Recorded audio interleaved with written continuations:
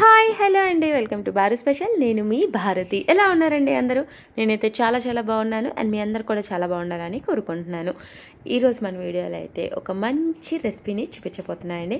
అది కూడా ఇన్స్టెంట్గా చేసేసుకొని పిల్లల లంచ్ బాక్సెస్లో కూడా చాలా సింపుల్గా ఈజీగా చేసేసి పెట్టేయచ్చండి. అండ్ పిల్లలైనా పెద్దవాళ్ళైనా రోజు ఒకటే బ్రేక్ఫాస్ట్ అయినా డిన్నర్ రెసిపీస్ అయినా తిని బోర్ కొడుతుంది కాబట్టి అప్పుడప్పుడు ఇలాంటి వాటితో ట్రై చేశారంటే వాళ్ళకు కూడా చాలా టేస్టీగా అలానే కమ్మగా కూడా అనిపిస్తాయి. సో ఈరోజు ఈ రెసిపీ చూసే ముందు మన ఛానల్ కనుక ఎవరైనా ఫస్ట్ టైం చూస్తున్నామంటే ప్లీజ్ సబ్స్క్రైబ్ చేయండి. అలానే పక్కన బెల్ ఐకాన్ని కూడా హిట్ చేయండి.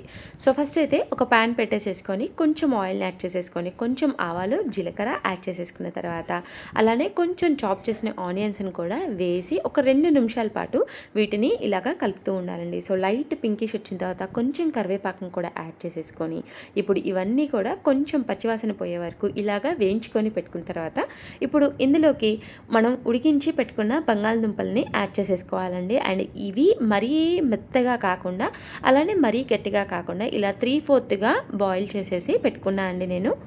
సో వీటిని కూడా ఇలాగా కడాయిలోకి యాడ్ చేసుకున్న తర్వాత స్మాషర్ హెల్ప్తో కానీ లేదంటే స్పూన్తో కానీ బాగా ఇలాగా మెత్తగా స్మాష్ చేసేసుకొని ఇప్పుడు ఇందులోకి కొంచెం పసుపు అండ్ అలానే సరిపడా సాల్ట్ని కూడా యాడ్ చేసేసుకొని దాంతోపాటు రుచికి సరిపడా కారాన్ని కూడా యాడ్ చేసుకున్న తర్వాత ఇప్పుడు ఇందులోనే కొంచెం ధనియా పౌడర్ అండ్ అలానే కొంచెం జీరా పౌడర్ని కూడా యాడ్ చేసేసుకోవాలండి. అండ్ ఈ రెండు యాడ్ చేసుకున్న తర్వాత మనం ఇందులోనే కొంచెం గరం మసాలాని కూడా యాడ్ చేసేసుకొని ఈ మసాలాస్ అన్నీ కూడా మనకి పొటాటో మిక్చర్కి బాగా కలిసిపోయేలాగా చక్కగా మిక్స్ చేసుకొని కలుపుకోవాలండి.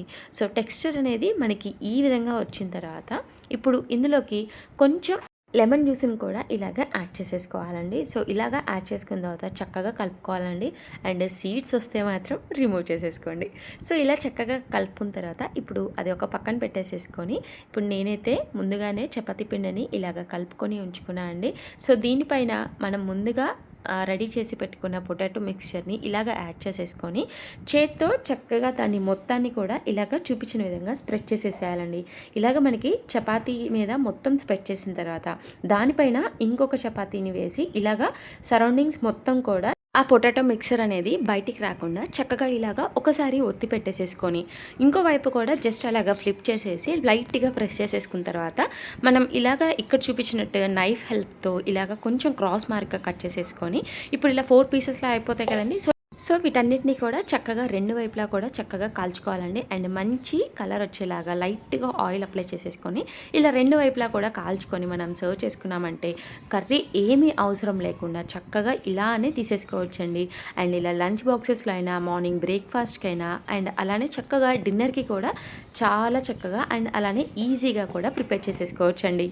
ఈ రెసిపీ కనుక మీకు నచ్చినట్లయితే ఖచ్చితంగా లైక్ చేసి మీ ఫ్రెండ్స్ అండ్ రిలేటివ్స్కి తప్పకుండా షేర్ చేయండి. అండ్ ఇంకొక మెథడ్ వచ్చేసరికి ఇలాగ మనం చపాతీని రోల్ చేసుకున్న తర్వాత ఇంకొకసారి పొటాటో మిక్సర్ అంతా లోపల పెట్టేసేసుకొని చక్కగా ఇలాగ రోల్ చేసేసుకోవాలండి.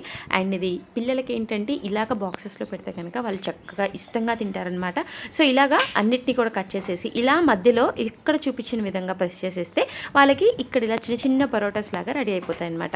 మనం నార్మల్గా చిన్నవి చేయాలి అంటే లోపల స్టఫ్ పెట్టుకొని చాలా కష్టంగా ఉంటుంది కదండి.